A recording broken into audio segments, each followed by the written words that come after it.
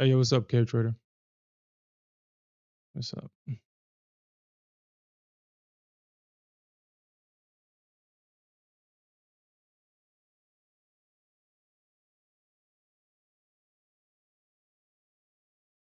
Hey, yo, what's up, Greenery? What's up, everybody?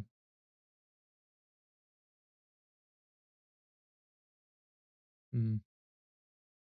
Did anybody catch that pump and then dump? Did anybody catch that, or did you get caught up in it? I do think that we have more room for downside, though. Uh, I wouldn't. I mean, I guess the market could continue to grind higher. If the bears don't hold the orb low, then we could potentially see a rejection at the orb high. I mean, that's definitely a possibility for sure.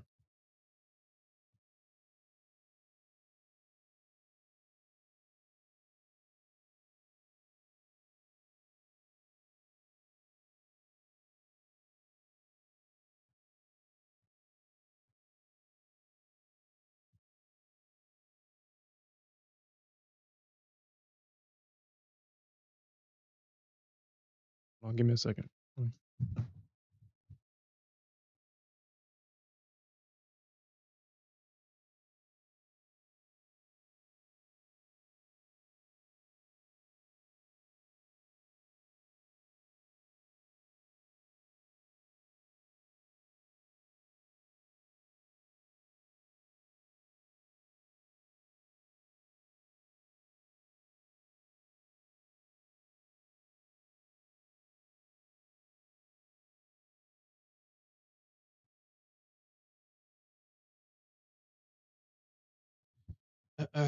Yeah, I turned a 3K day or a 3K down day into like what, like 7K, because I was down like 3K, so I made that money back.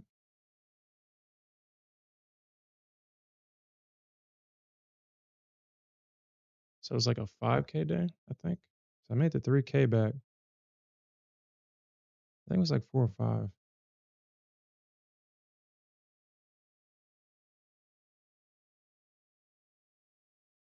So I was able to get my money back, and then I saw the short opportunity on the Nasdaq, and I took it. I took this, so I took the short here at the orb low. So I took the orb low, and I held it until the end of the session. Mhm.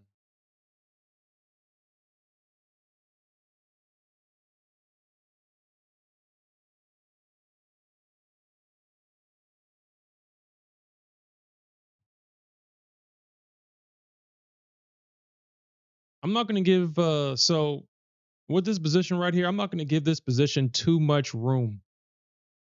I'll probably actually reduce my stop just probably above this high right here, because if we get price to trade above this little range right here,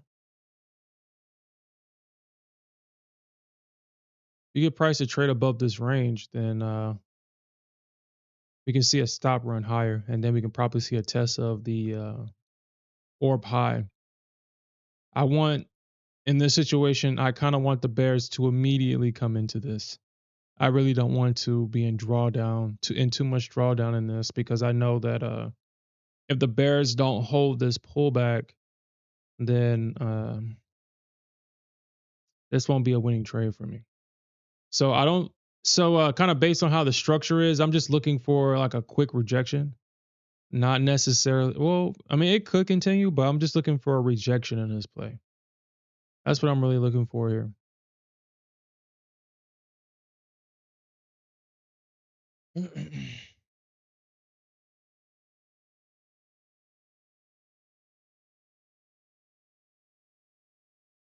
Was able to get that gold long at the end of the session yesterday. Was able to catch this before the drop. So I was able to catch this right here. And then it dropped during the session. So I will say that the market has been very choppy lately. Um, It's definitely been very choppy. It seems like the bulls.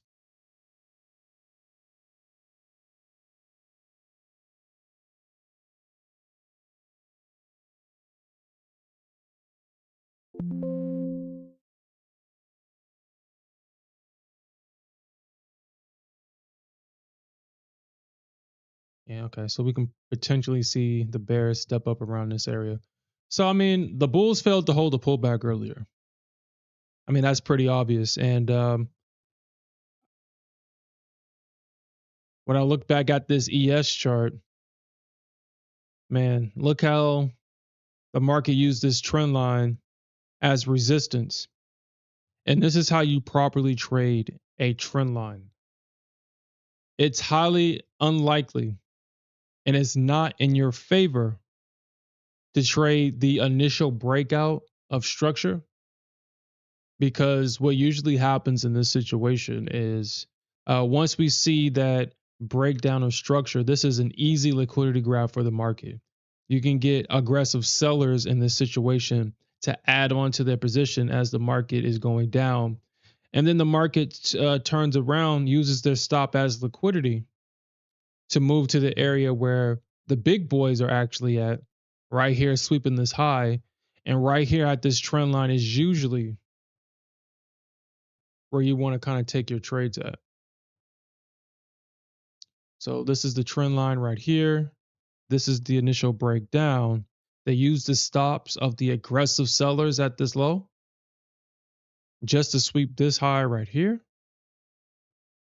The bears stepped in, and then we got the real short down, and that's how you properly trade a trend line.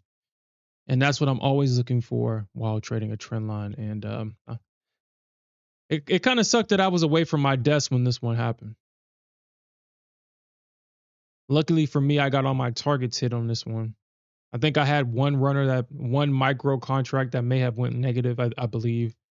By the time I came back to my desk, the pump already happened. I got my targets filled, and I was a happy trader.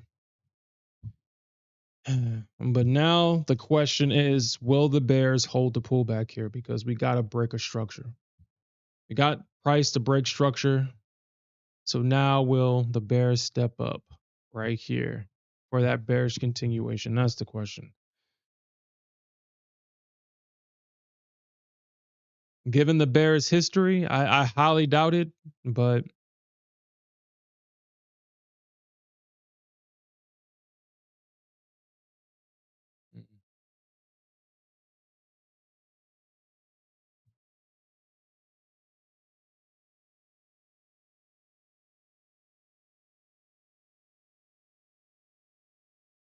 that's interesting. Does he restarts the live or something?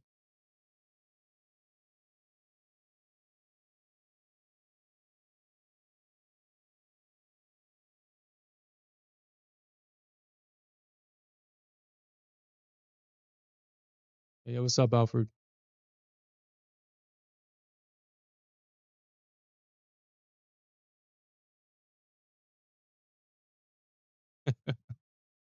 Really, Alfred? The crazy thing is, Alfred, I told Smith the same thing, man. I told Smith the same thing this afternoon. I sent him a message and said that because the price broke down to the downside, do not try to fight this thing long because the bears are in. The bulls will not buy the dip here.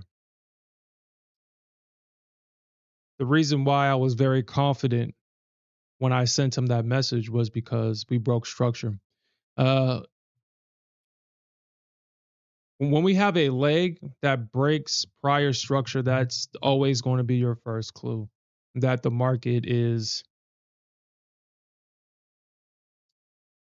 what do you call it? Change of character, change of trend, whatever you want to call it. That's always the first clue, because in reality, even if the market is in a bullish trend, there was enough bears in this area to not only sell price down, but to break the bullish structure, to break the bullish uptrend. I shorted the orb blow this afternoon, and I took a nap. I shorted the orb blow and I went to sleep, and I woke up with my targets getting hit because I was just confident that the market was not going to reverse higher. It was highly unlikely. And now we have a potential area where the market could potentially come back in, or not the market, but the bears could potentially come back in. So I mean, if we get a move back up here, probably a move up to like 75, 55, like somewhere in this area right here. If we do see price trade up into this area, it's highly likely that they're going to protect this high and they're going to sell it if we do see a pushback higher. We do got CPI tomorrow though.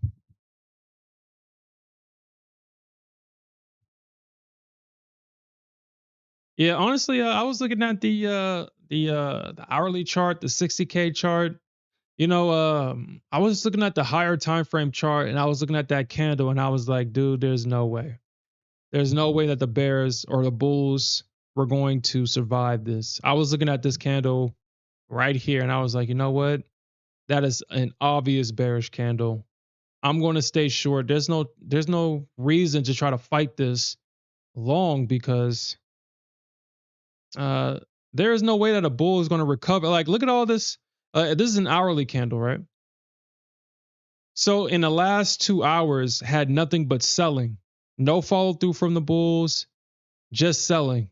There was no way that the bulls are going to recover from this. So I just stayed short the entire session.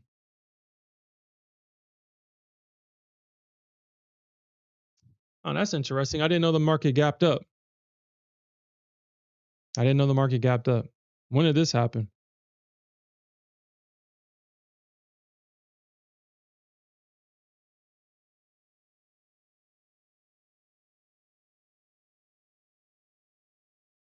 Unless my hourly chart is wrong. The market gapped up.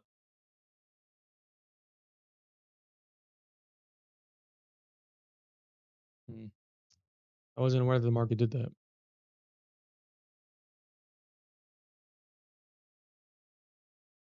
We had we had price closing below the previous candle right there.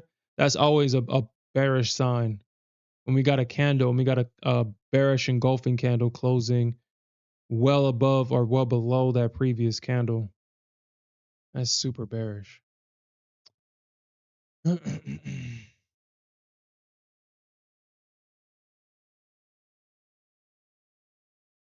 Mm, yeah, you're probably right.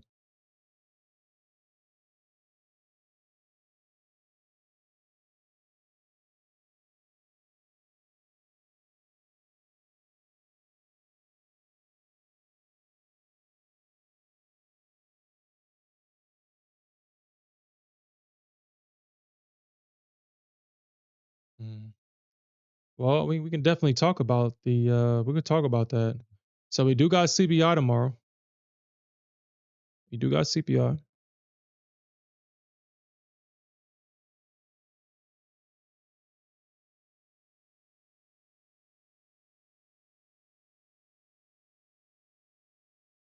Oh shit. Let me do that now before I forget.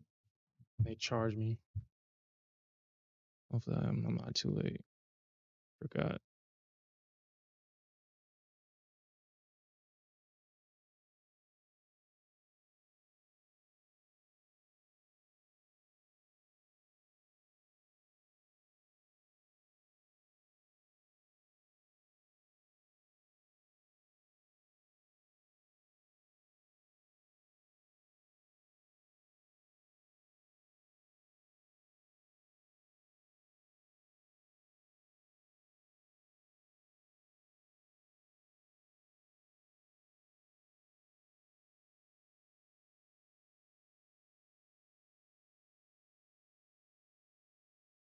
All right, cool.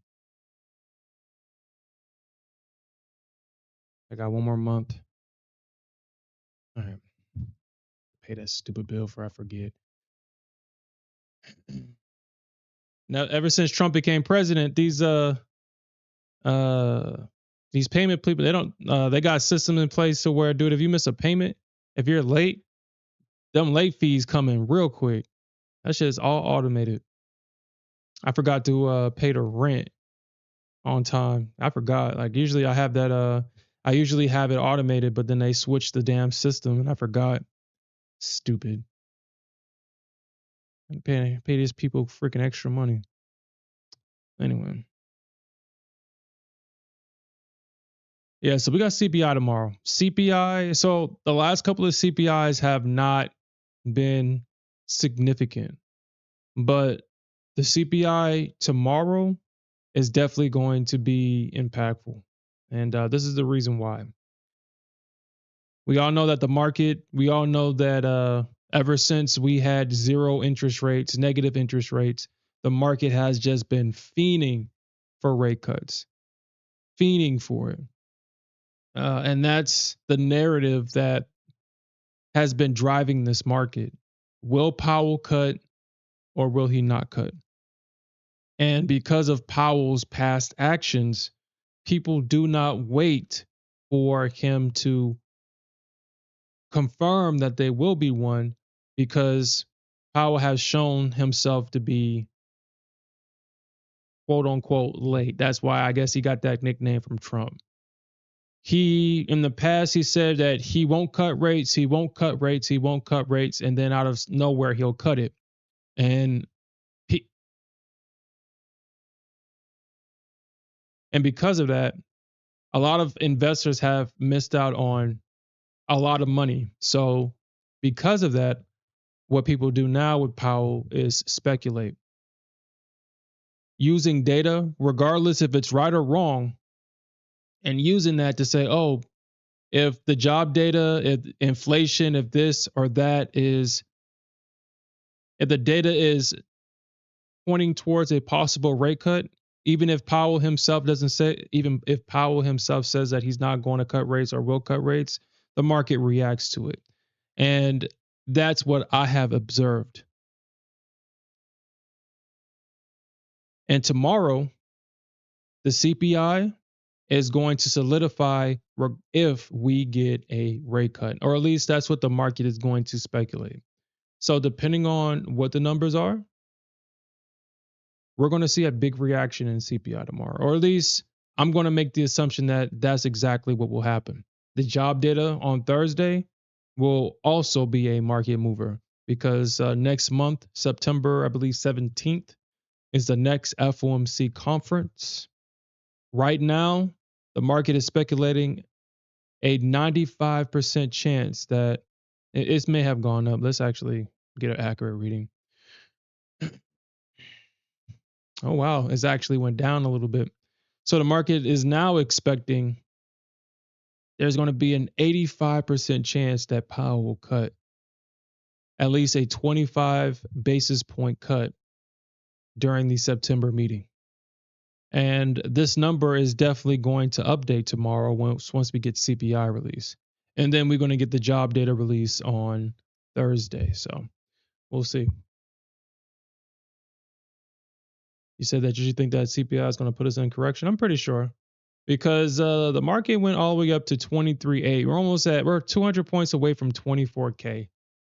Every time when we make new highs, we have to ask ourselves, is the market prepared to continue to go move further and higher? And usually, once we make that high, the market likes to keep that high intact for a while. That's also a trend that I've noticed with the market.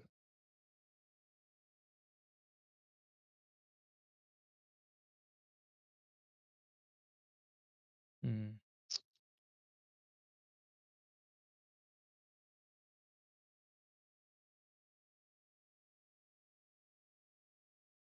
Mm.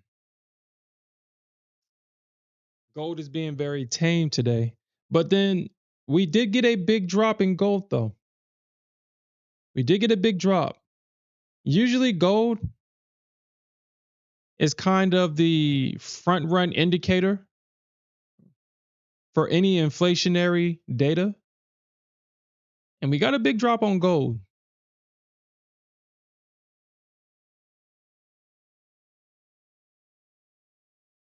So I wonder if that's going to mean something going into tomorrow's data release. I'm gonna clean up this chart a little bit because I don't think this means anything anymore. So I'll take that off. These trend lines right here, literally during all that craziness with gold, uh,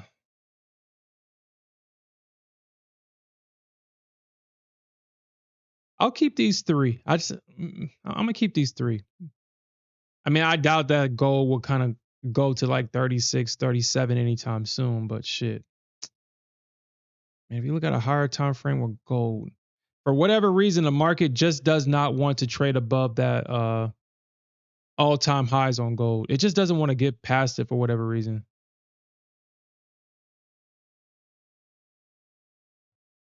Hmm.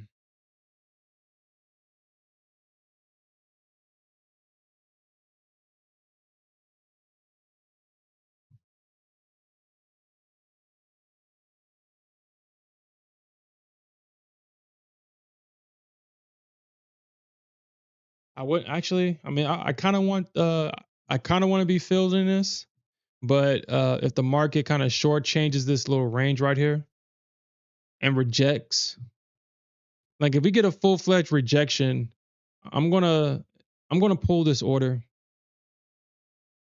because I do think that we will see additional downside, but I do think that the market also has the potential to actually go to start just to slowly grind higher as it's doing right now because technically we are making higher lows and we're technically making higher highs technically.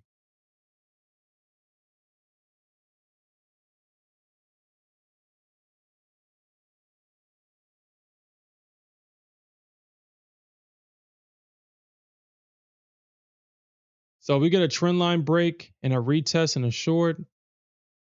Hmm.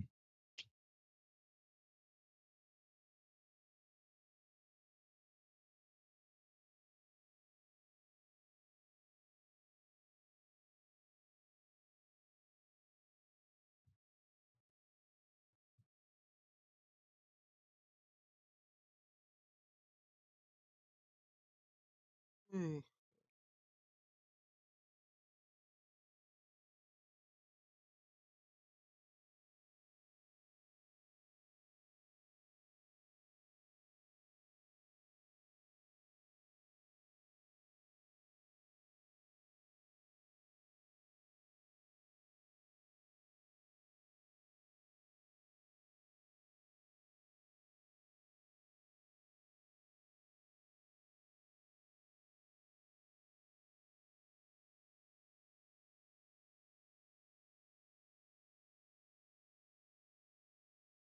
Hmm.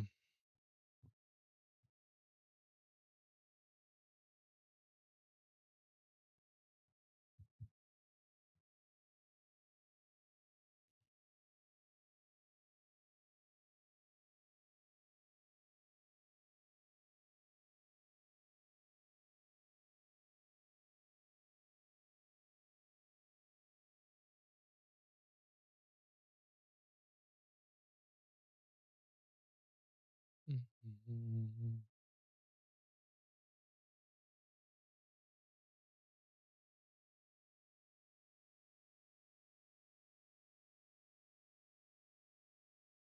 Hmm.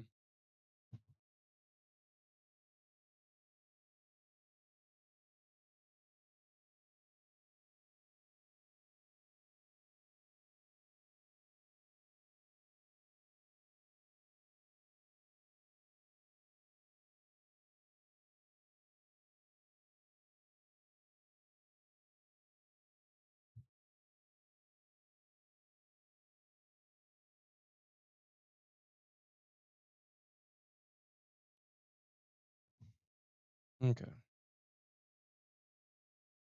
Well,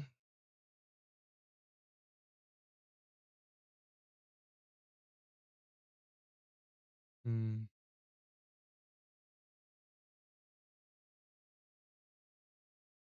I was kind of hoping that the market kind of pull back here, kind of pull back into this area so I can get an entry in this, but I don't think the market is going to be merciful to me today.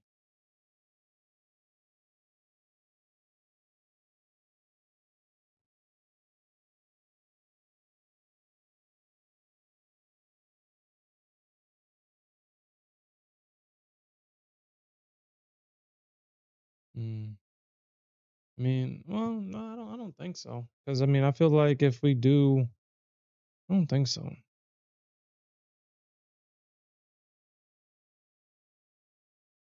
Probably like R2 or something.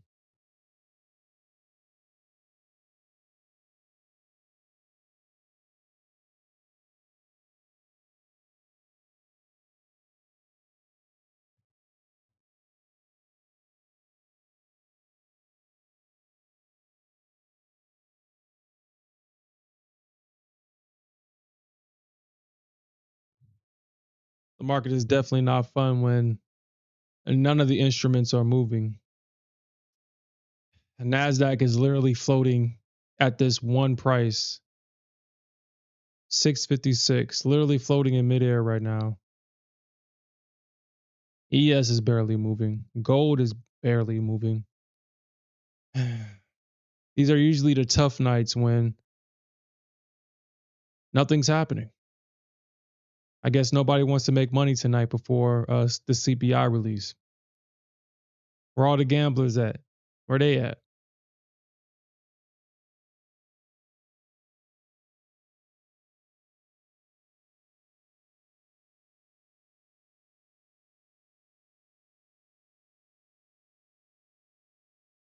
You said the Nikkei went. Why is that? What happened with Japan? And you said that. So I mean, so what's going on, Alfred?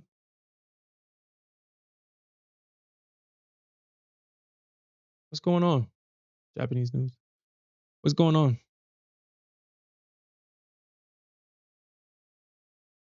I guess a better question is,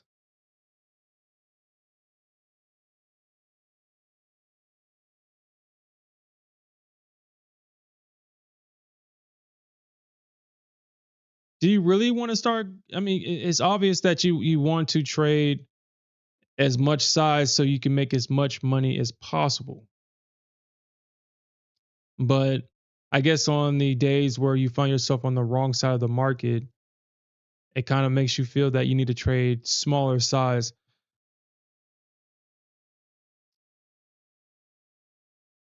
I believe I've shared this with y'all, but I mean, I had that same problem. It- It's not how much I can make, but how much I lose and how often I can lose before I lose the account. And that's what kind of determines my position sizing and stuff like that. It sucks that I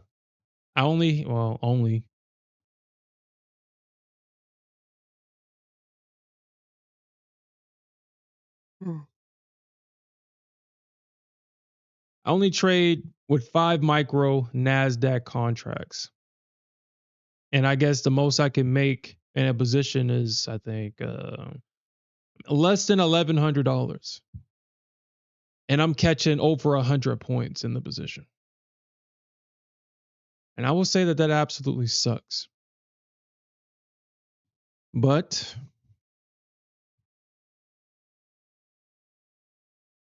it allows me to be able to make mistakes in this account. And I'm not worried about, I'm not too focused on losing. But at the same time,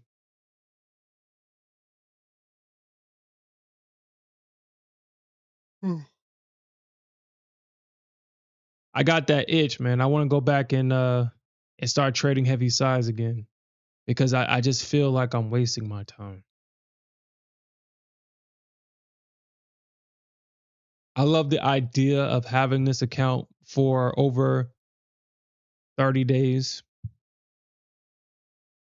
Because I believe I've had this account for probably like at least 10 or 15 days by now. Actually, let me actually look on Apex and see how long I've had this account. Actually, I've had this account for a while.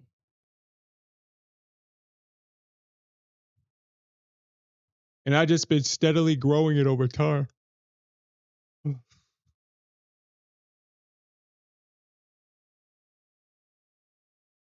Because I usually don't keep Apex accounts for too long because I like to gamble.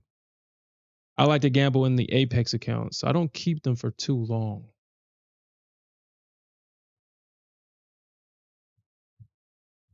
So reducing my size on this account. All right, so this is, let me see how much, how long I've traded this account.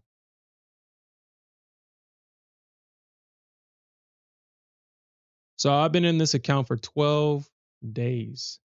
Wow. That's probably the longest that I've had an Apex account. 12 days.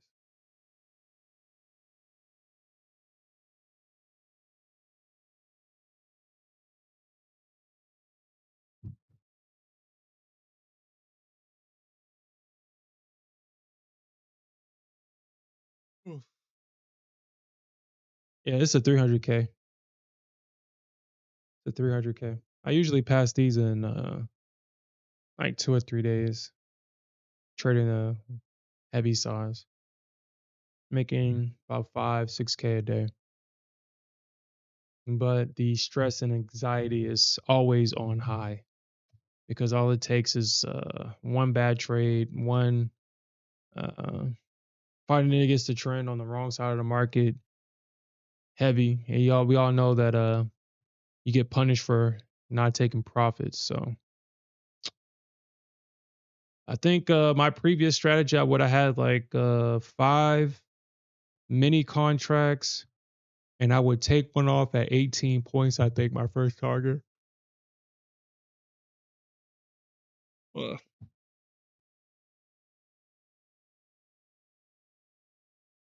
But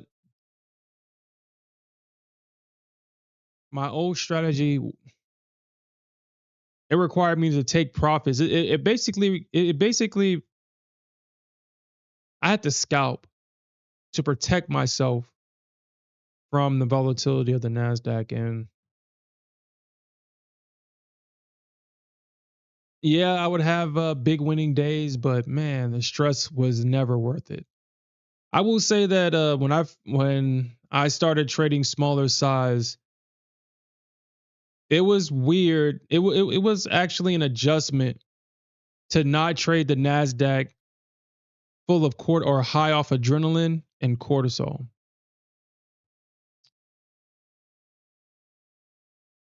It was a very interesting thing to adjust to.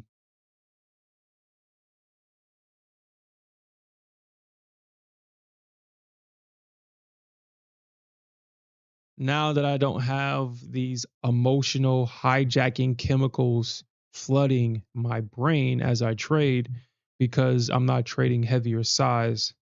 I'm now able to see certain things in the market that I wasn't able to see before. But unfortunately, if I go back to heavy size, I'm going to be focused. I'm going to be hyper focused on my P&L, and I'm going to disregard structure.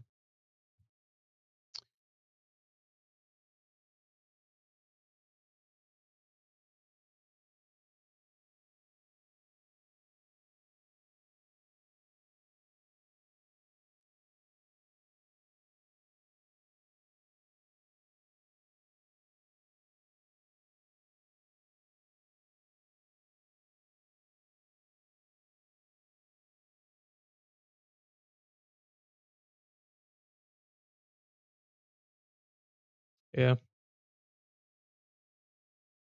man, it's that balance that we got to find. It's that balance. Alfred, man, you've been doing good, man. I know. It's interesting that you want to change your formula because whatever you've been doing, it's working. And something that I've noticed is when you try to change or move a little bit faster than what you're comfortable with, that's when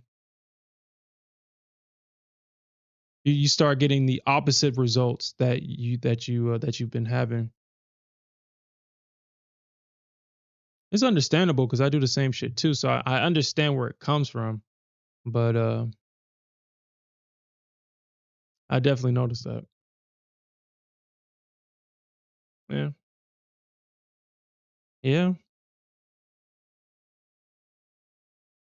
I think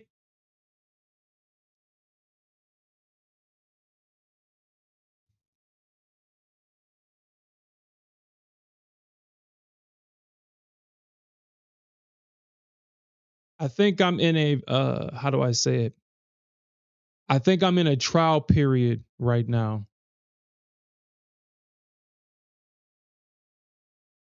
And what I mean by that is that I'm noticing that I'm projecting certain habits into a lot of aspects of my life. Like when I go to the gym, kind of similar to how I prefer to trade heavy size with the Nasdaq, even though it's high stress, high reward, all it takes is one bad trade and it blows my account. Or I take a big loss. Today, I think it was a great example of that.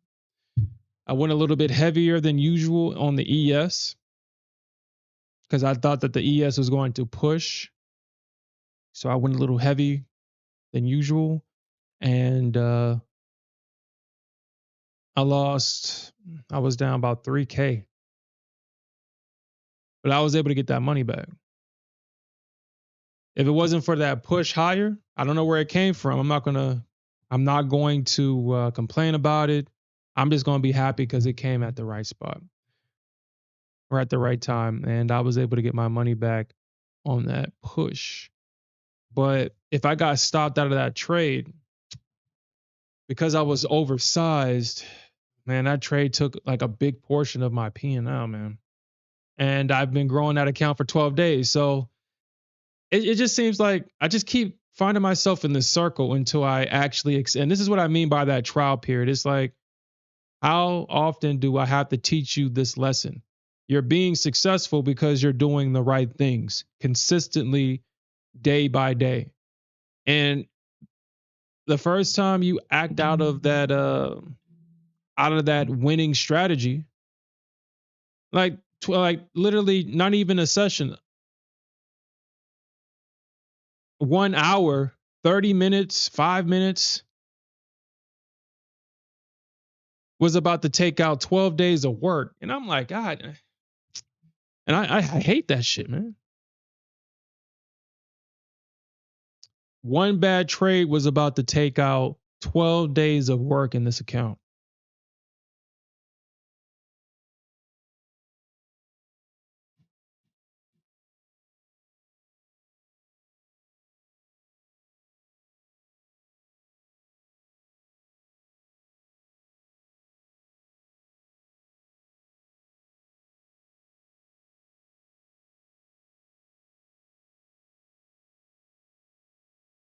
Hey, what's up, Tony Gold? What's up?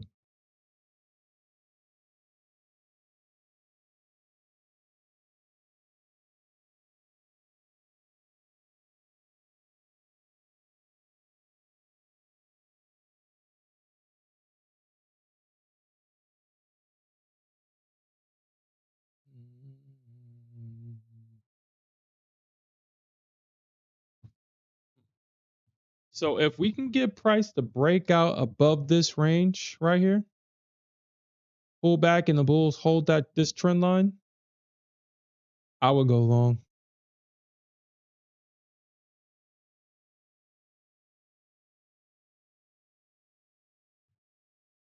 You know what, Tony Gold? I actually had one of those moments today with the Nasdaq, and you know what? It was it's interesting that it's abnormal for me to do the right thing. It was really eye opening today.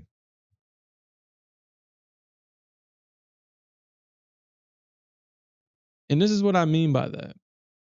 So when the Nasdaq was coming down off of this high, and I got back in a long position, and this is after I got all my money back and I broke even. And the first thing that I told myself, or at least my internal self convinced myself to do, was, man, you got all of your money back. Are you going to end the day without doing nothing? Mind you, in an emotional state, I agree with it. I agree with it. I was like, dude, I got my money back, but breaking even ain't good enough.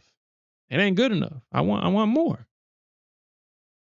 And so I listened to that internal voice, and I went long at the retest of this orb high. But here's the thing: I saw that there was no follow through, and I saw that the market was about to break down. What I would usually do in this situation would be, man, I don't want to miss the pump, and I would have scaled into this. But I did something different today, which kind of surprised me. And I felt like I was not necessarily being taken over by a different force, but it was that I allowed a quote unquote guardian angel to save me from myself in this situation. Because instead of scaling into this as I was planning on doing, I saw that I was down. It broke my level, and I cut it. I cut the trade. I cut the trade. I didn't even let it hit my stop. I just cut it. And I don't even do that. I was like, what the hell was just that? And something inside me says, you'll be happy that you did that. And I was like, okay. I mean, it was one of those crazy moments that you see on TV. And sure enough, if I did not cut that trade, and if I went with my original thought process of scaling into this thing, as you can see, the NASDAQ never came back. I would have blown that account after actually taking or bringing myself back to break even in that account. And then when I came back to the charts and saw that, I was like, huh, interesting. I looked at the charts, looked at the structure, and I said, huh, so because we got price to break down here, I should probably look for a short opportunity, right? And when I said that, this candle broke down like this, and I was like, huh. So I put actually where my entry is now, I had an entry right here. It filled me. Obviously, I was in a little bit of drawdown, but I told myself, well, if it trades above this high right here, then I'm wrong. So I put my stop, I think about like right here, like a 715, because I didn't want to get swiped, but at the same time, price shouldn't trade above this high because we got price breaking structure to the downside. And now it's up to the bears to hold that pullback. And I got in short, put my stop where I needed it to be, and I took a nap. I woke up to me being up. And I was like, huh, am I done self sabotaging? Am I ready to move forward now? Is this all a test? Because I haven't felt any self sabotaging resistance in a while. What I've been feeling lately is, okay, I'm kind of done running in a circle. I think I figured out what I need to what I need to figure out. Or how do I say that? I think I figured out what I needed to figure out. And now is just time to execute and move forward.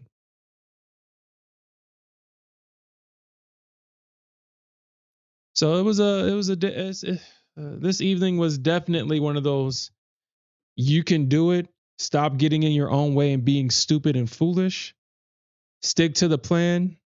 Stick to the system that you spent all this time creating because even though I had a great beginning, even though I had a great January, February, March, April, May. I think May was my last month that I haven't had a payout since May. So the first 5 months, and I was getting paid out every week for the first 5 months of this year. And I think I got my first payout January 22nd, and from January 22nd, I was just getting paid out every week. And then after I blew my live accounts, I just kind of started drifting. I haven't had consistent results, and I guess I just been drifting, I guess. I hate to say that, but I don't mean to say I guess. I guess that's just what I've been doing. But I think I'm ready to move forward. I think. My biggest concern is that I'm doing this.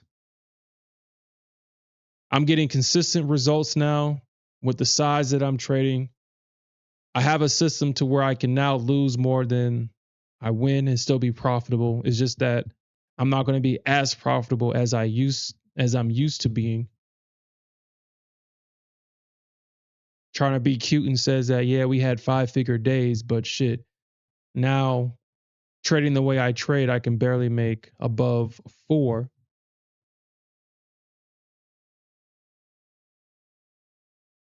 Mm. I feel like I have to overcome my ego. And then once I overcome that, because like I said, this is the last part. I have to accept that trading with smaller size is what's going to make me more successful in the future. But I just hate the fact that I'm not making as much money as I want to make or that I'm used to making. But here's the thing, though. Here's the thing. If I trade smaller size and I compound,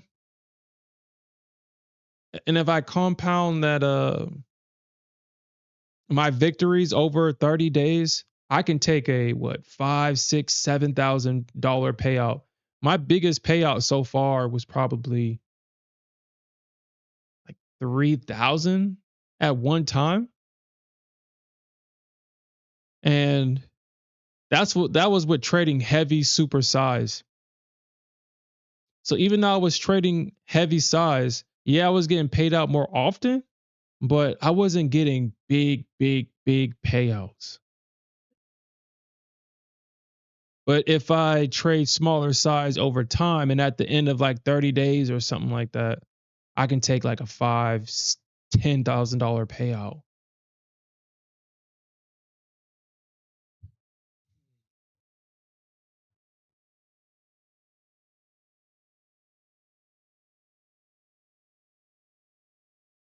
Mm.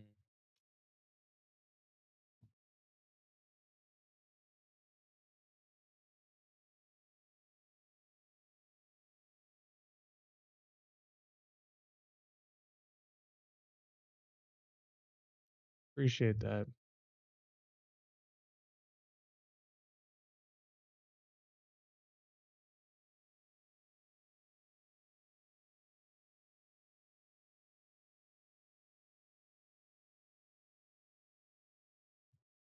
Hold on, Alfred. Are you telling me that you're no longer in a Pro Plus account? Please tell me that's not so.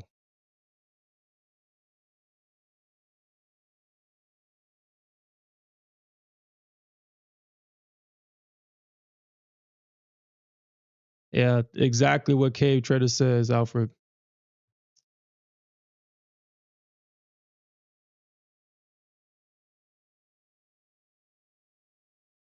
He says you have one, but it's damn near dead. Mm. And that's unfortunate to hear, man. That's unfortunate, man.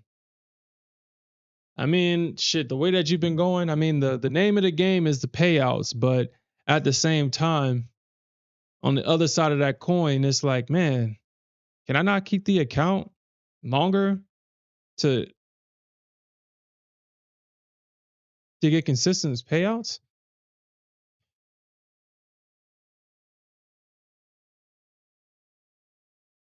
And that's kind of where I'm at now too. It's like, man, the payouts are cool, but it don't mean nothing. At least for me, it don't mean nothing. It doesn't make me a good trader because I keep getting paid out. What makes me a good trader is how long I can keep the account without blowing up. At least that's my opinion. I'm not saying that my opinion, obviously my opinion is absolute. It's my opinion for me. To me getting paid out it doesn't make me a good trader. It just makes me a good gambler. I can gamble and be right more often than I'm wrong and be right enough long enough to get paid out. But like I said, I don't keep accounts long. I don't keep them long at all. I mean, the longest account that I've got that I've had was 30 days. And that was trading exactly how I'm trading right now. But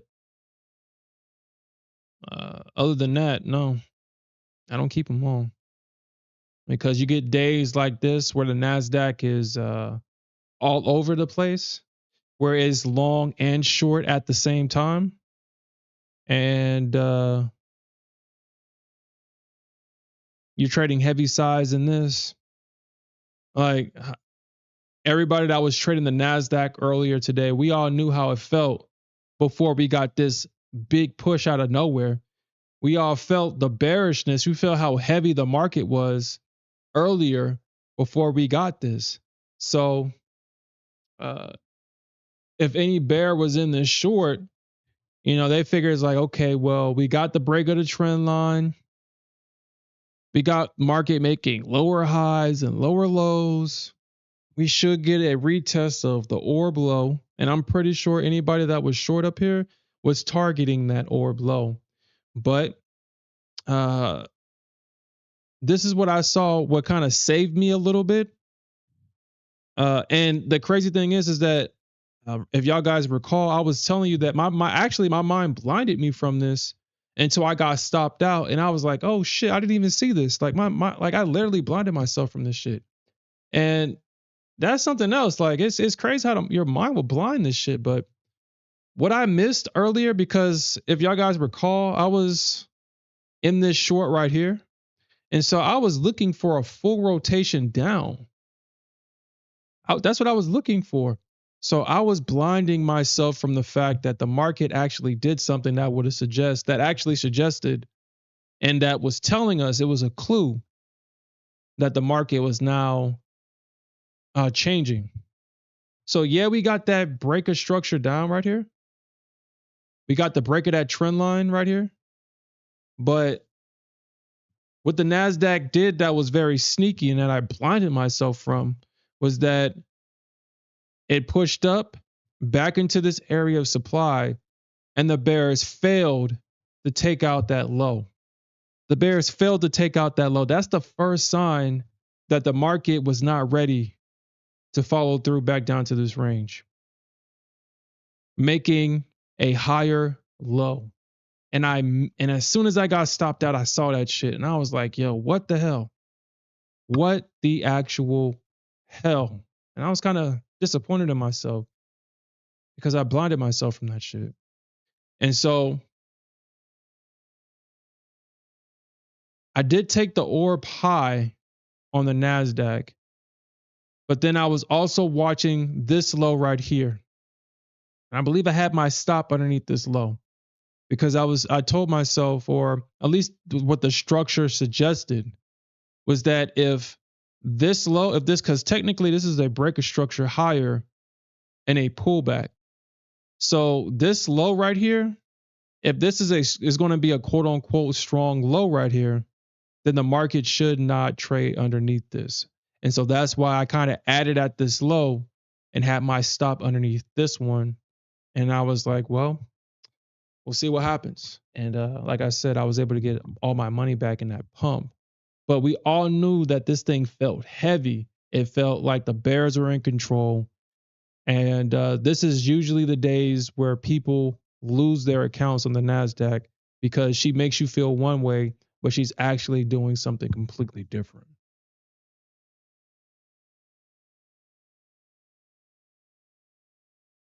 But she did actually come back and she shorted the hell out of this market.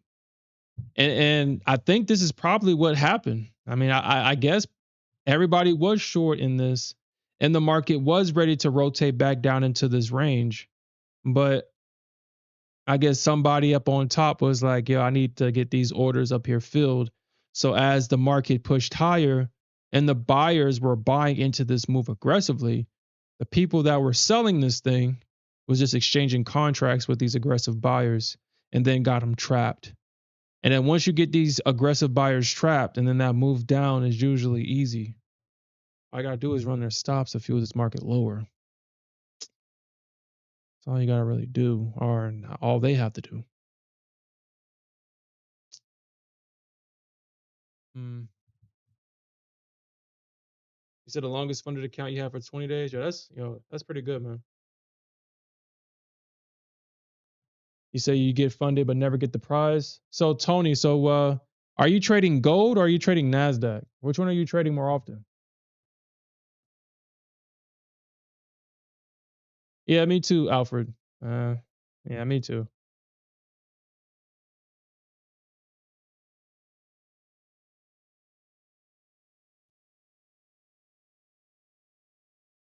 You know what, Tony? I'll share this with you. I mean, I've shared this before, but one of the we all know that trading is a trading has many layers, but the one layer that you have to defeat is the mirror layer. And what I mean by that is you got to look in the mirror and defeat the person that's being reflected back at you. You got to defeat that person. You got to tell that person that whoever it thinks it is, if it's not aligning with what you want to achieve in your goals, then you got to tell that person in the mirror that they need to change and get the fucking program. Because my biggest obstacle initially was me not believing that I was worth being paid out because it was so outside of my norm. That would mean that this whole time I was capable of making my own money. I was capable of moving myself outside of a quote unquote slave mentality, slave reality where you clock in and you work on somebody else's goals that they've delegated to you and they'll pay you what they believe you're worth. Once I made my first dollar, I got my first payout and I got a taste of being able to generate income through my decision making. It really exposed that I had a mindset that told me that I wasn't worthy of it. And I was self-sabotage a lot too. Especially on those last payout days, I was self-sabotage like a motherfucker to prove myself right. And that shit is so real. Like it's so real. It's crazy how you can be your own worst enemy. You should be able to say, you know what? I want to go into these markets and I want to achieve such and such, and I want to consistently come to the market and do that. But no, you got to face who you believe you are. If you're a winner, then winning is going to be easy. If you believe that you're a loser, well, shit, losing is going to be easy and you'll prove it to yourself either way. I had to tell myself that I was a winner every day, that I'm worthy of this, that I'm capable of making my own money in this market. And I didn't believe it initially. I had to prove it to myself. And I will say that I'm still proving it to myself because I still have my self sabotage days sometimes. Uh, what my first initial obstacle was actually getting to the payout. My second obstacle was once I made a certain amount of money in the account, like as an example, oh, you made $3,000 in this account. You've made too much. And then after I get paid out, I would go on such a account blowing an account blowing streak. Yeah, account blowing streak where I would give back maybe a big portion of the payout, buying new evals, blowing evals, blowing evals, blowing evals, blowing evals, just because I told myself I made too much. Crazy, dude. This was earlier on. I still have well, let me make this very clear. I no longer have that belief system to where I feel that I'm not worthy of it. It was replaced by something that was very that was actually more effective. It was replaced by who the hell do you think you are? Or it's it feels like it was too easy because it's like how do I want to say this? So it's like, so what makes you think that you're a better trader than professional traders trading at like BlackRock or any of these $1 trillion under asset institutions? Who the hell do you think you are?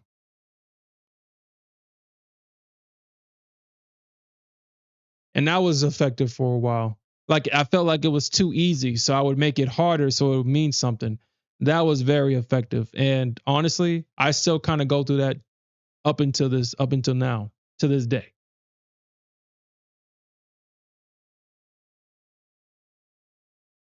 And that has been my new obstacle.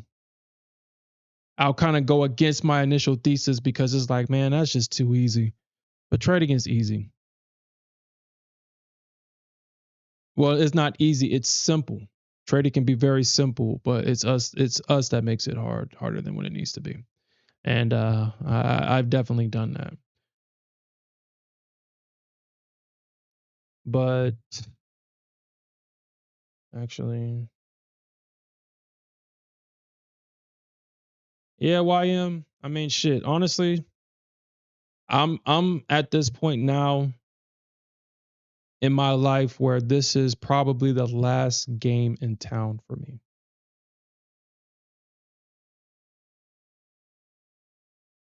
This is the last part of my development.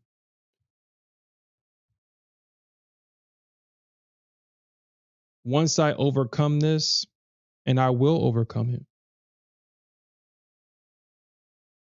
moving forward, I would have to be a teacher.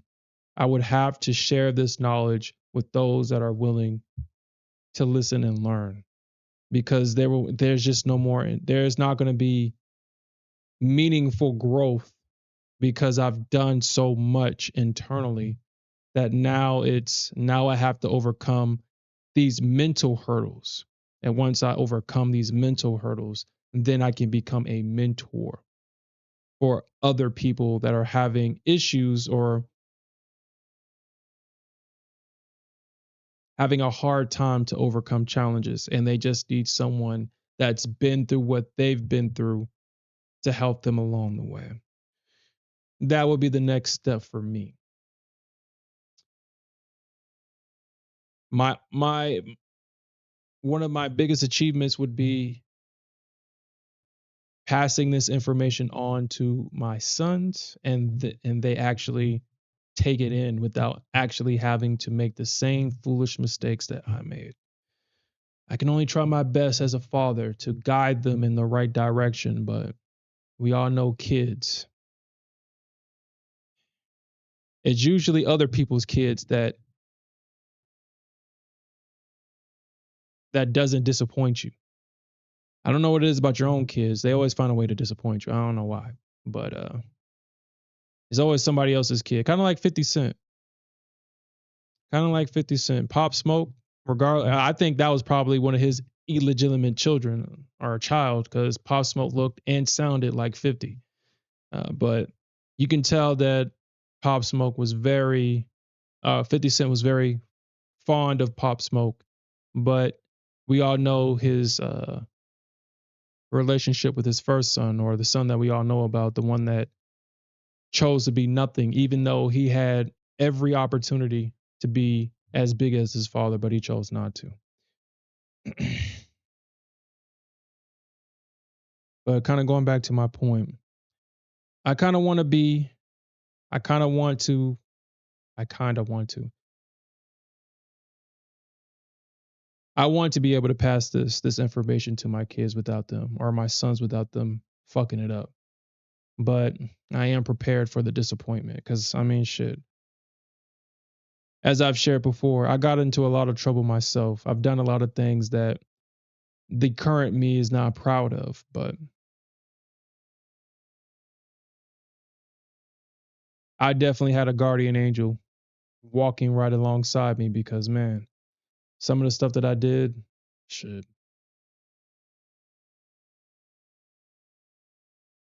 If I didn't have that guardian angel with me, shit, would I be here? It's highly unlikely. Highly unlikely.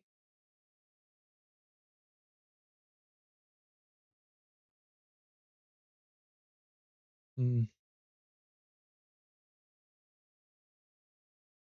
But I guess I had to go through those things so I can recognize this type of stuff in myself, my kids, other people. If people ask for assistance and help, I can give them battle tested information. This is what helped me. Hopefully, it can help you. When I was feeling this way, these are the steps that I took to be able to overcome this. Hopefully, you can take those same steps and it will have the same effect for you. Hopefully. Because at the end of the day, that's all we can do, right? All we can do is pass on information. We can lead a horse to a watering hole to drink, but we can't force that motherfucker to drink it. You can't force it to drink. No matter how much you beat it or yell at it, tell it that it's stupid for not drinking. I mean, you thirsty, right? Why don't you want to drink from this watering hole? But if the horse doesn't want to drink from it, you can't force it to. And that was actually one of my biggest hurdles right there, was understanding that there are just some really dumb horses out there. They don't want to drink at the watering hole that's in front of it. It wants to go across the desert and find another watering hole and drink from that one. It's just how people are. Uh,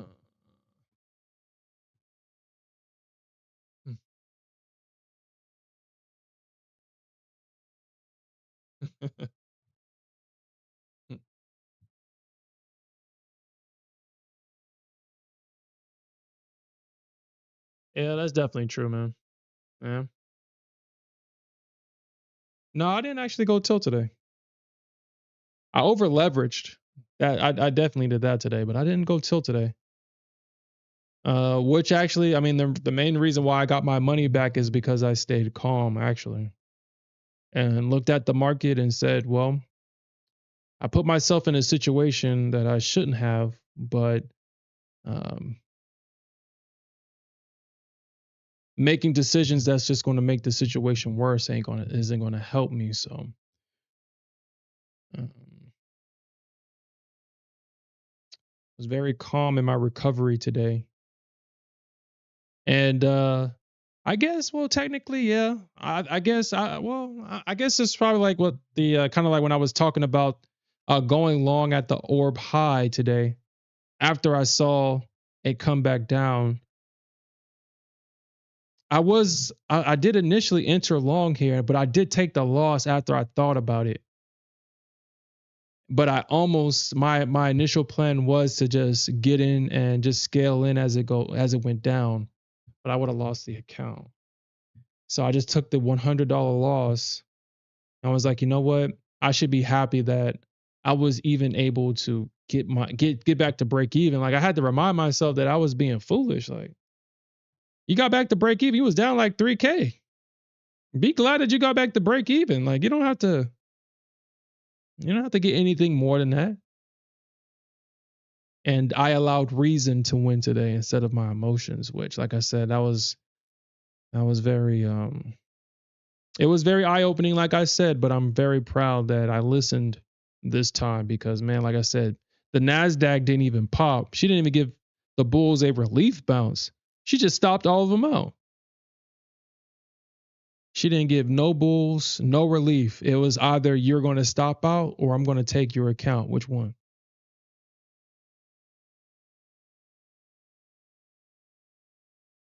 And it was up to the trader to decide which one the Nasdaq was going to do. And I know a lot of people lost their accounts in this drop right here because it was just so out of character for the Nasdaq to not for the bears to get like a straight shot down. That's so out of character for the Nasdaq. So I know a lot of bulls aggressively bought into this thing as it went down.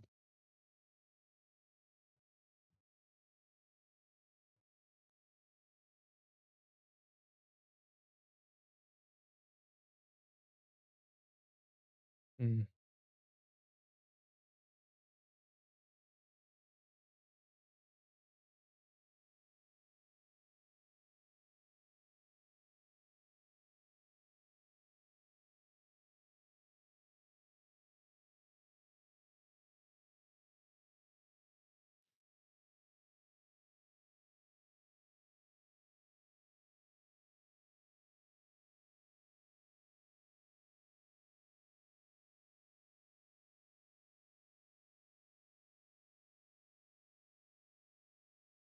Yeah.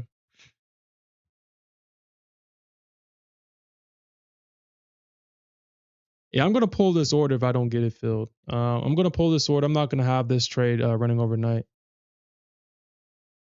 You said that yo is going to draw down before CPI. You mean like you get into a trade overnight, or what do you mean by that, cave trader?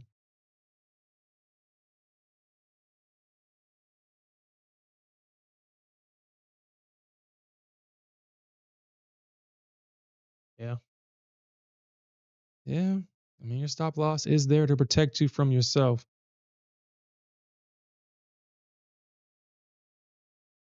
Mm. I do have one more X account, but I don't want to trade it. Well,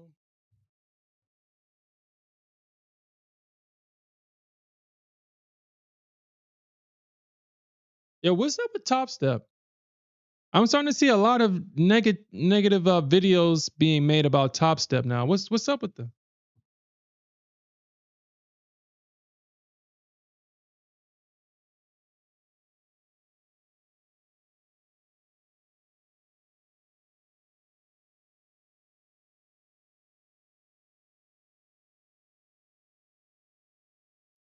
I recently saw a video. I believe his name is Isaac. I will say this. I will say this. Isaac is he's very good at what he does. He does exude a certain confidence. He does speak in a language that someone that doesn't understand what he's talking. Well, how do I want to say this?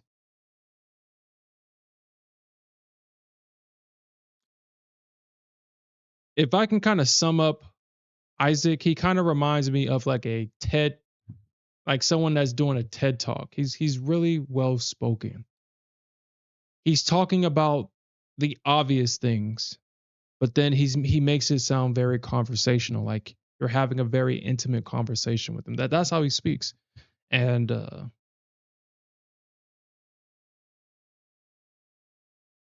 yeah. And I was watching a video about him talking about Top Step, calling him Flop Step, and how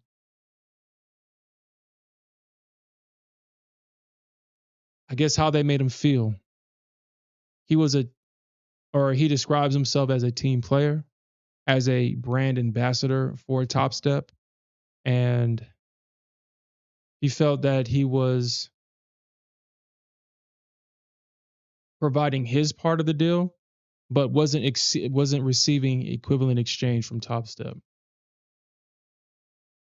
And when he stepped away, I guess he said that he stepped away around the right time, and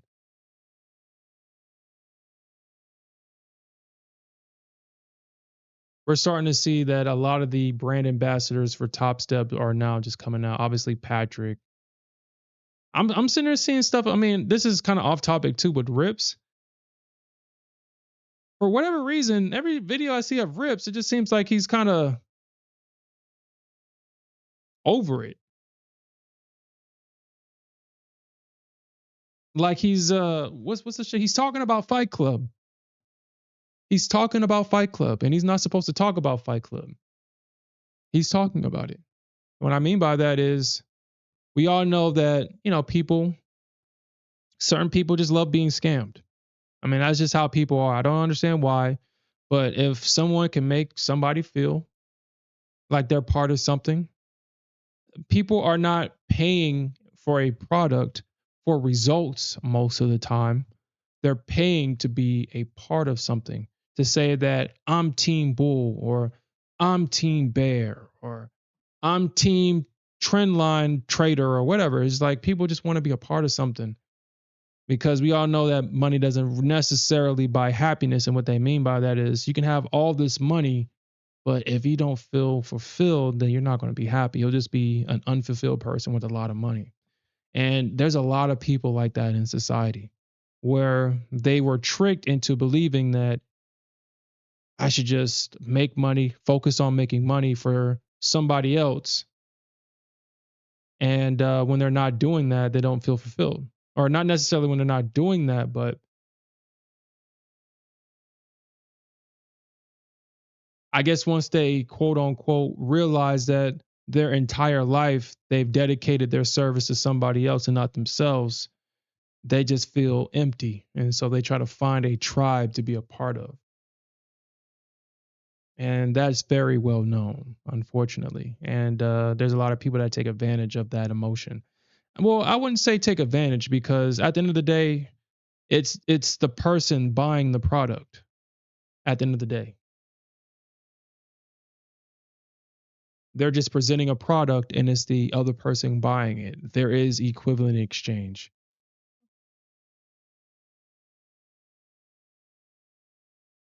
But anyway, I just feel like, I guess Rips is just for what I just feel that he's just going through it. It's not a shot at him. It's just I feel like he's kind of going through it based on the rants that I see online.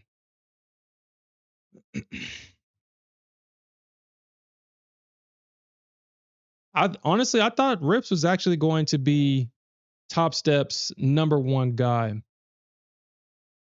Whatever he does with his voice, he has a great radio voice. Whatever he does with the audio is great for what he was doing, like, talking over the airways. Uh, Great trader, someone that I guess you can listen to. Rips don't have to show results. The way that he speaks and present himself, people will just buy his product because of that. I think that's probably why he's doing that. I think that's why. Maybe because, some people, it's like, well, even if I didn't, I mean, even if I wasn't a good trader, people just still buy my product blindly because they like me. And some people don't like that. Some people want to feel that they earn what they get. And if it's given to them, then they don't want it. But these are just my assumptions, obviously. I wouldn't know. I don't know who the guy is personally. It's just my assumption is based on what I've seen and what I've observed. But anyway, kind of going back to what I was talking about.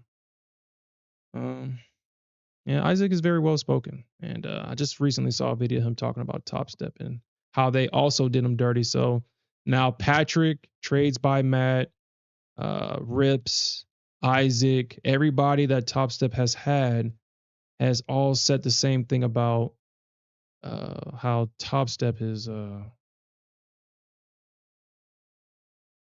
thrown them under the bus when all they've done was been quote unquote great brand ambassadors for Top Step, and Top Step just kind of, yeah, after they were done with them, it was like, yeah, okay, I'm done, I'm finished. Make sure you clean up before you leave, type shit, right?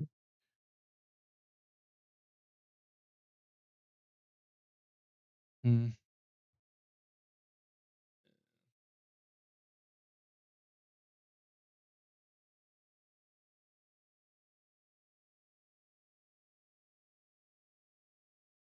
mm.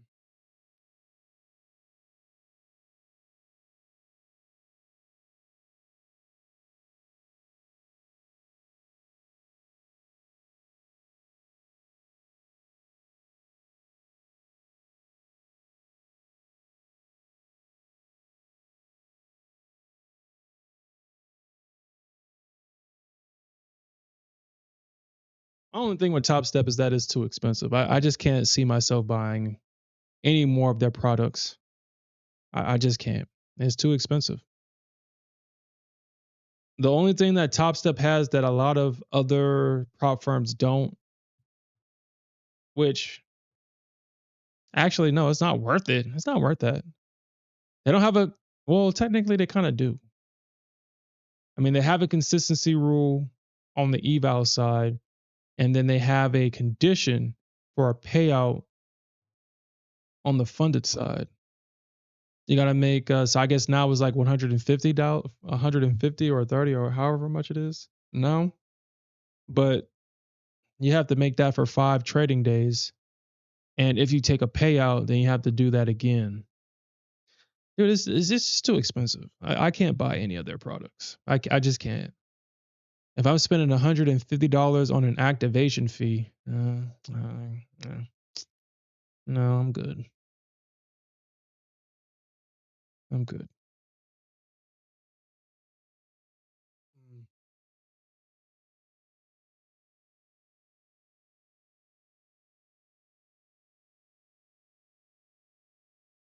So I mean, because I mean, if you really think about it, if they cap your payout, I mean, that's basically I feel like that's a consistency rule right there. They cap your payouts. They cap it. You can only take $5,000. So I mean,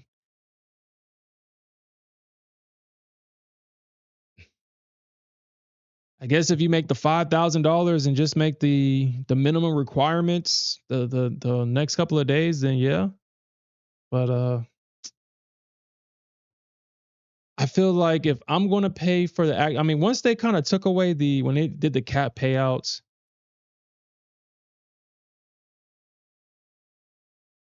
I just felt like okay, yeah, that's it's too expensive. There's really no point in trading Top Step. They're capping your payouts, and I'm pretty sure like even if you're copy trading across multiple accounts,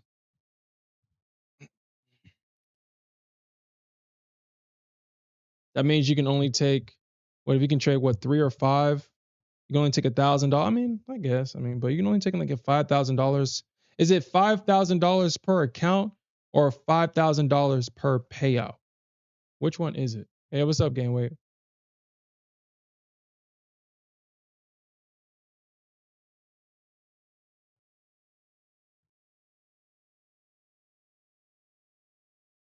I know Game Wait. I know Game Wait made money today. I know you made money today, Game Wait. I know you made money today, man.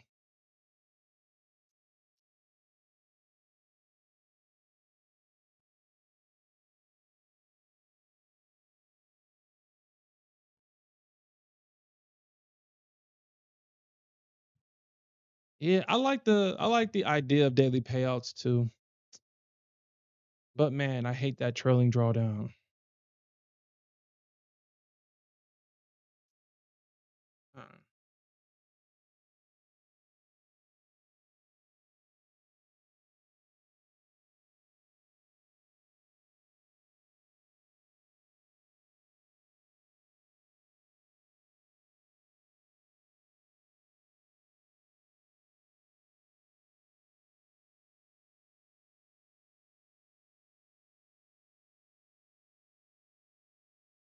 857.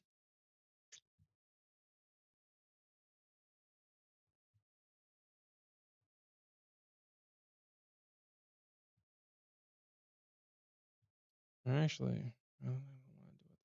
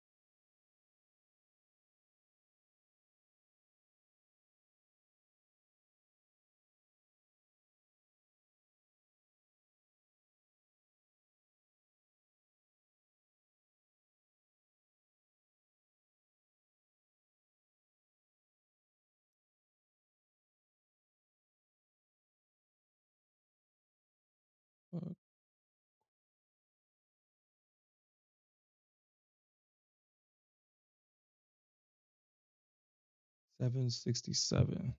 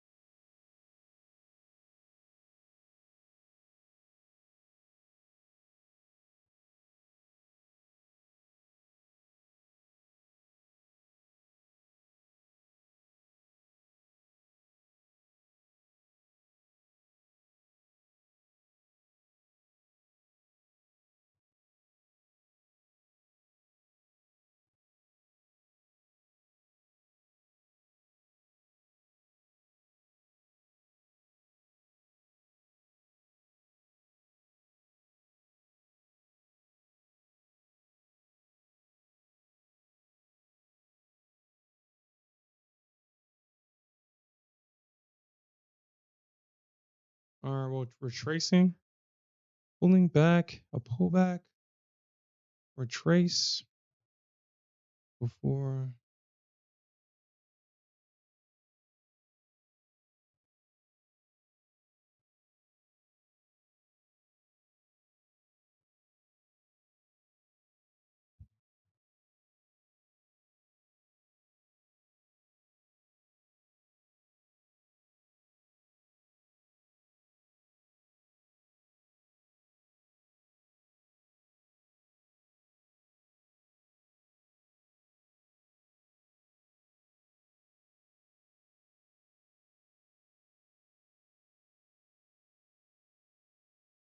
Dang, the Nasdaq had everybody just, man, had everybody waiting for. Okay, never mind.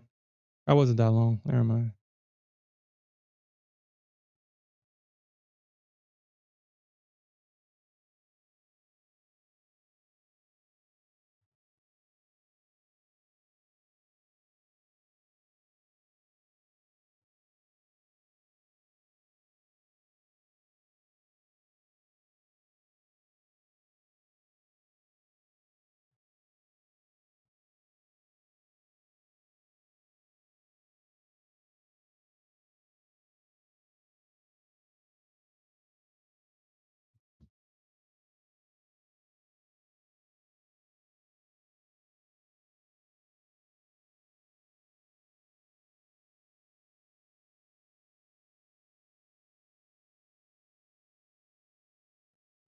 That's good enough.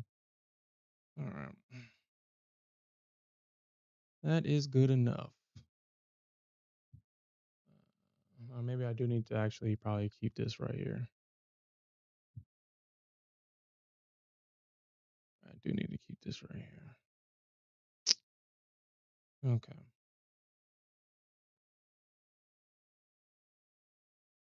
Okay. So the initial sweep was 857. Oops. 857.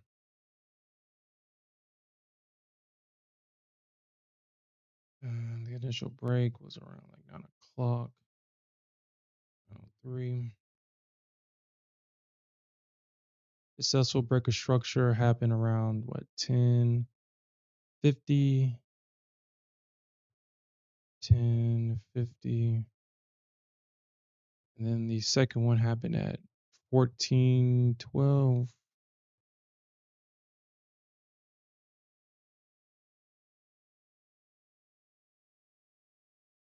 Break high, then it broke low. Initial reaction. How would I call this a break and retest? Man, kind of. Mm, kind of like a break. Yeah, I guess we'll just keep it simple, break and retest, I guess.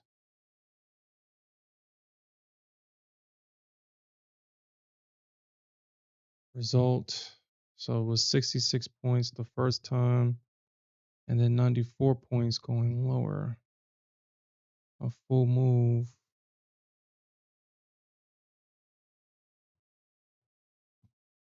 Mm, 66, 94. Okay.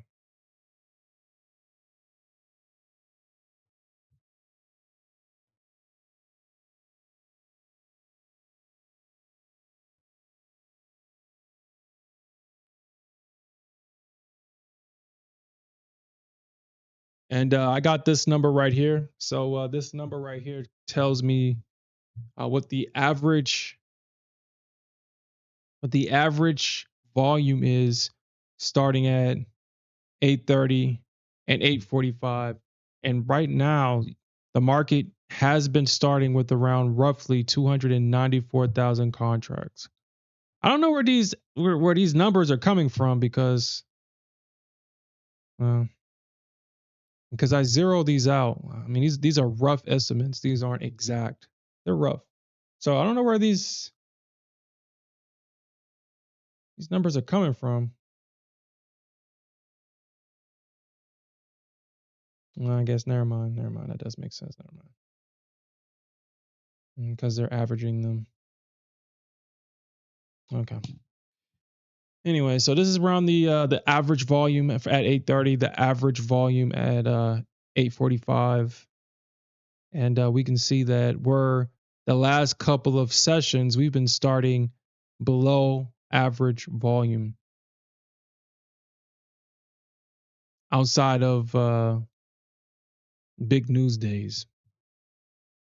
But outside of that, we've been starting with the average volume, below average volume.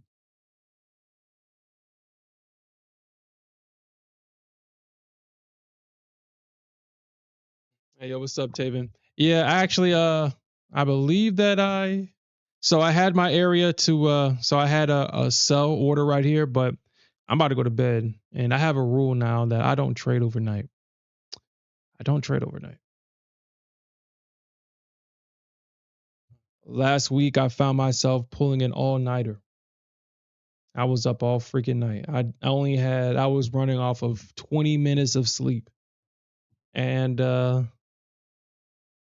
that was not fun.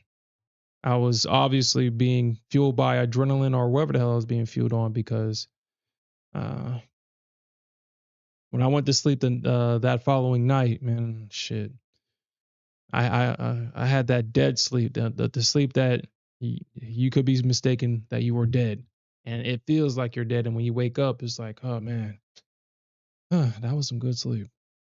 But yeah,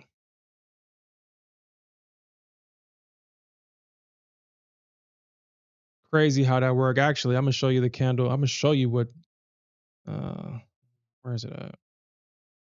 This is this. No, it wasn't that move. It was this move right here. I was shorting gold right here, and I went to sleep on when I saw the market finally dump, and I was like, finally, because I was up until this point.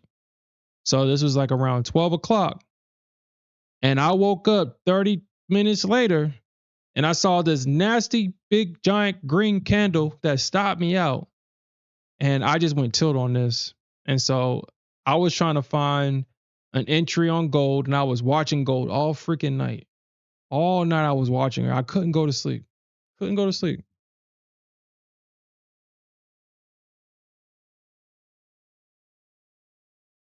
So it was this day right here on gold that I just didn't go to sleep. I wanted to be vindicated. I felt that gold should have dumped, even though looking at the price action in hindsight, I can see why we got a stop run.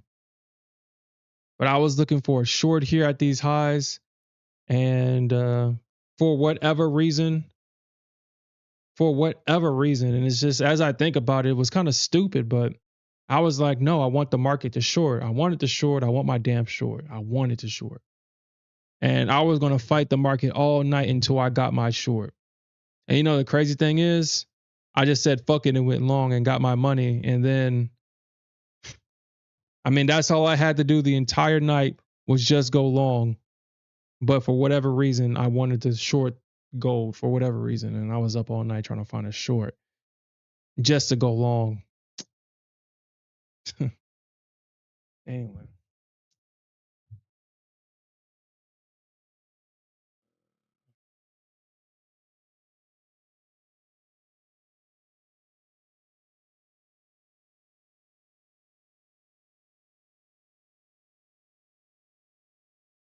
You say you've been sleeping in your, are you been sleeping on your couch? Why you been sleeping on your couch, man?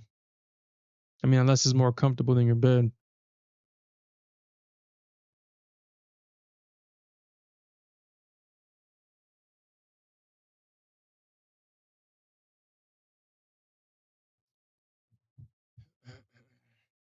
But yeah, I don't have a couch actually. I have a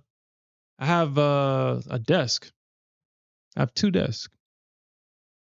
I have two workstations. I don't have a couch.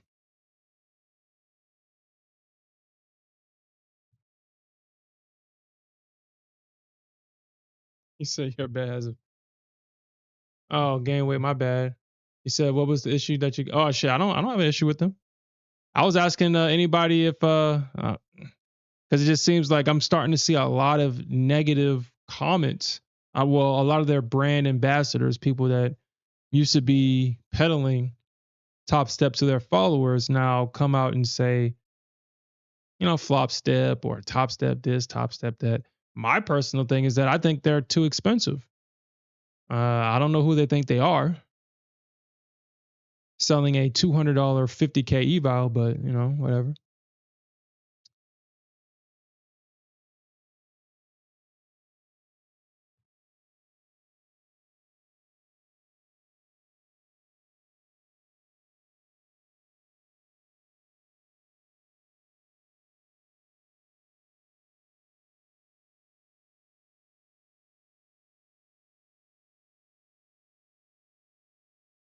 I still have my PlayStation 4. I'm just glad that I'm just glad that I'm able to play Modern Warfare 2 again. Whenever whatever they did, Activision with Call of Duty, whatever they did, I had to buy Modern Warfare 3 to play it because I bought Black Ops 6 and that shit just sucks. Moving forward, I'm not buying Black Ops anything. Black Ops stopped being good after the second one, to me personally. All the following Black Ops to me was just it was I don't like how the game looks. I don't like how the game plays. It's just stupid. And Black Ops 6, they did a really good job marketing and they did a really good job making the game look better than what it actually looks like in real life. Like they actually took the footage, 4K'd it up, 8K'd it up, or whatever they did, made it look real good and crystal clear. And then you actually get the game and the shit looks like shit. It plays like shit. I don't like it. And so I had to buy Modern Warfare 3 to play Call of Duty on the weekends to blow off steam, I guess is what you say. And I think recently they let go of they took out all the other Call of Duty games to make room for Black Ops 7 and I guess whatever. That's fine. I'm not ever buying Black Ops anything. But I was able to download Modern Warfare 2 and be able to play Modern Warfare 2 again this weekend. And I was happy. But the crazy thing is that whatever they did, I have the physical copy of Modern Warfare 3 that does not work. It does not load the game. What it instructs me to do is to buy the digital copy for 50% off. And I was like, you know what, man, whatever, man. Call of Duty, it's fine. I think Battlefield 6 is what's going to kill Call of Duty. Call of Duty's been getting away with a lot of shit because they haven't had competition in a very long time. And a lot of people had to take a lot of their behavior because there wasn't a good alternative. Now there is. So now hopefully Call of Duty steps their game up a little bit. But if not, that's fine. There's competition now. We don't have to take that shit. We don't got to take it. He said Halo 5. See, I don't got a PlayStation 5. He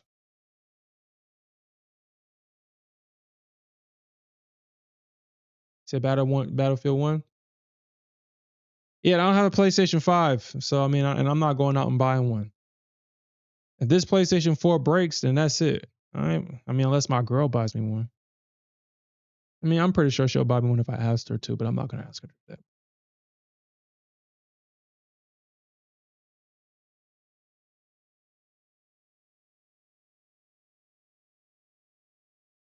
I just like sniping people. That's it. I would play. I would play. I would try out the Battlefield 6 though. The what I've seen online does look really good. But Gangway says Battlefield 1. You haven't tried Battlefield 6 yet, Gangway? Do you even want to? And no, Taven, I didn't take the sales, but I do feel that you're right though. We are in a supply area for sure. We were definitely in an area of supply. It's just that I won't be taking the trade overnight. I'll just come back tomorrow after CPI, trade the reaction on that, trade the orb. Hmm.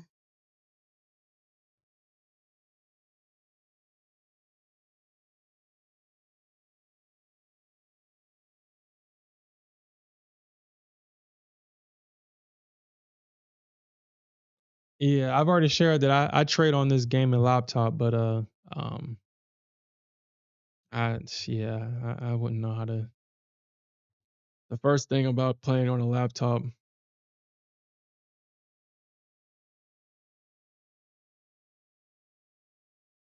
Yeah, I don't have a place, but yeah, I don't have a PC and I don't have a PlayStation 5, so uh unless it's like a website where I can just I mean, is it any laptop that I can use and play this game?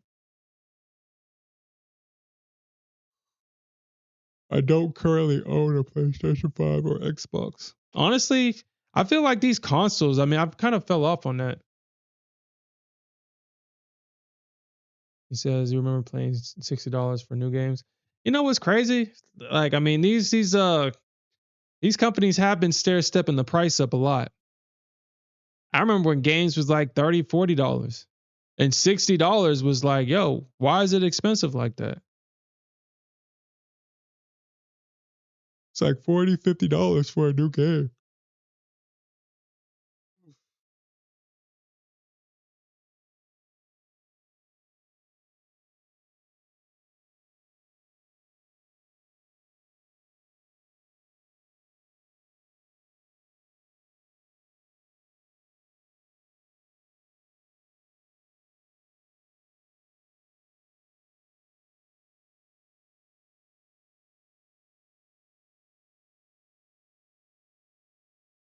Says like a Netflix subscription. You know, a lot of these games are doing that now.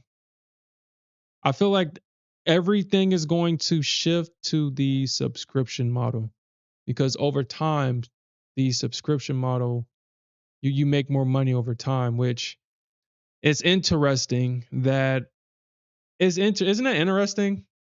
Even something as a subscription, $20 subscription, $10 subscription, you make more money than charging somebody a large sum of money up front over time.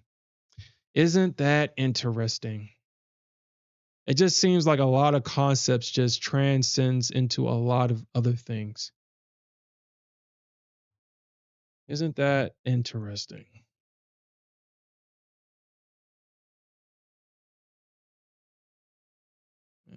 sure I gotta cancel all my orders. Got no lingering orders anywhere.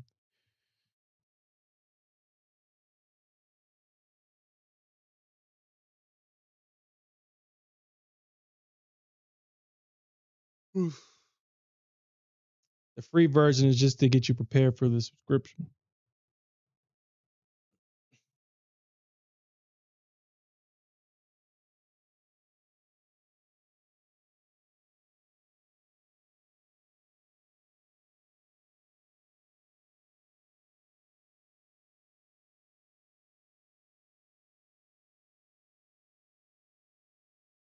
Okay. I guess I'm on as well, right?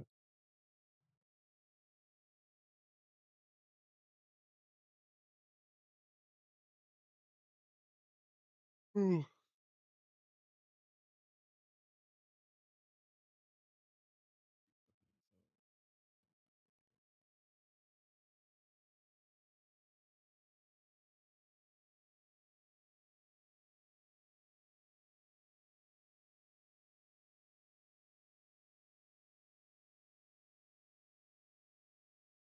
Yeah.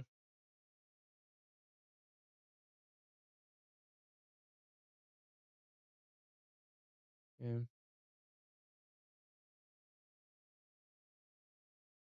Anytime I play like a multiplayer game, I only play the multiplayer part of it. I don't even play the campaign. I'm not there to play the game. If I think the last campaign of Call of Duty I played was probably Modern Warfare, but I think after that one, I just only I go straight to multiplayer. I have yet to play Warzone. I don't think I will play it though.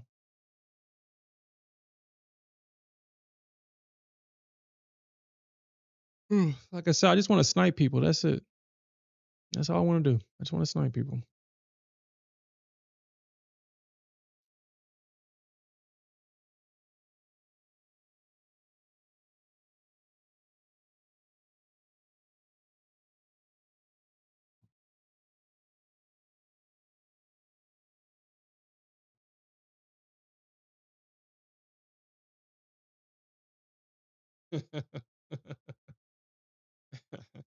You definitely have, Alfred.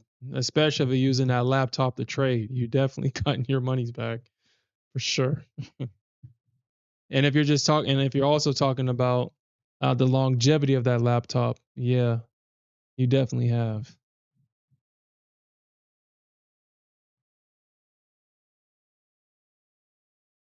I feel that nowadays, these producers they purposely make pretty products that don't last long, so you can always come back and purchase a new product from them. Have a product that lasts probably 2, 3 years, and then after that 2 year mark, you'll probably see the deterioration start, and it starts to break down, and then you're like, maybe I need to get a new model or a new this or new that.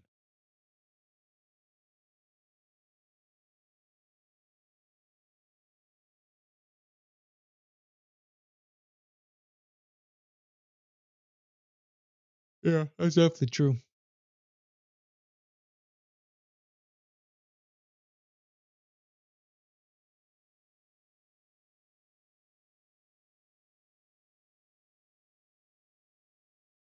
Yeah.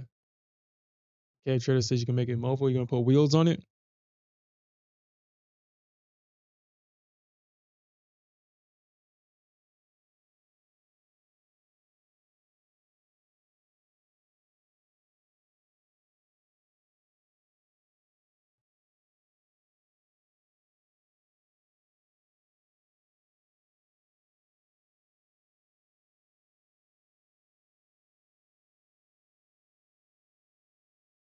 Well, the Nasdaq successfully shown that she can definitely be a senior citizen right along with the ES.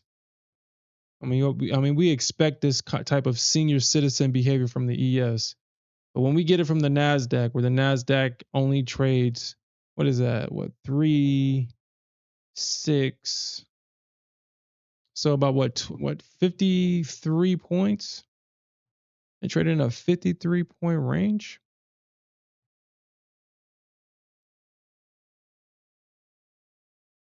Hmm.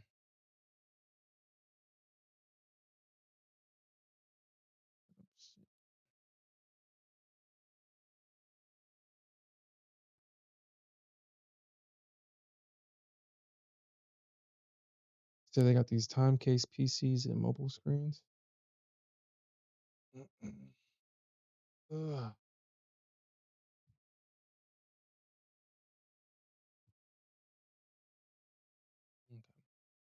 Well, all right, guys. I'm definitely about to go to club bed. Remember, we do got CPI tomorrow. So if you're planning on staying up during the London session, we could see some movement, but I'm pretty sure everybody is going to be anticipating the CPI data release tomorrow because that's definitely going to be what speculators use to speculate if Powell is going to cut rates. And then we got the job data coming out on Wednesday or Thursday. So that's also going to play a big part. And then we got Trump and Putin. They got the summit on Friday as well. So uh, that's something else that we have to pay attention to. If everything goes well, we can see an end to the Ukrainian-Russian war, or Russian-Ukrainian war. You can see an end to that. We talked about this, and I saw an interview, and I mean, it's not rocket science. It's not rocket science, but it does look like Russia is going to maintain the land that it seized from Ukraine. Uh, Russia was not going to give that up off principle. They took it. Uh, Putin doesn't want to show weakness, and giving that land back to Ukraine, that would make the people around him, it will make him look weak. And we all know that Russia is not a place for weakness. You will be food the first sign of weakness that you show, and that's definitely the culture over there. So um, we could potentially see the start to the end of the Ukrainian war. So hopefully Trump and Putin can actually come to an agreement, a lasting agreement, and get that war done over there. Because based on what Trump said today, Ukrainians should they're pulling people out of retirement for them to fight in this war. That is some crazy shit. That's crazy. That's absolutely crazy. People are being pulled literally out of retirement to fight in this war because I really don't know. This is a situation, and it's I don't know how Ukraine recovers from this, but they've lost a lot of their breeding males or males of breeding age to this unnecessary. Well, I wouldn't call it unnecessary, but they lost a lot of their males. So much so that they're abducting males off the street to fight in this war, and they're taking people out of retirement to fight in this war. So when this war is over, and not, I mean, if you're not aware of this, the female population already naturally, there's more females born than males.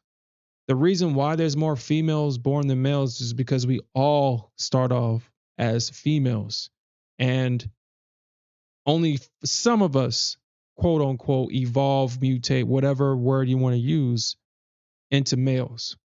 So there's always going to be a larger female population than a male population. And when you send your men, all of your men are dying in wars. I don't know how they replenish their population. Unless, anyway.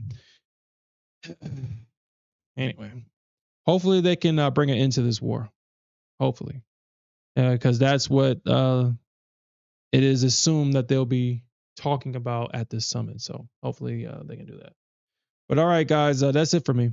We'll definitely come back tomorrow morning, and we'll definitely look for more opportunities to earn some more money. And with that said, peace out, everybody. Have a good night.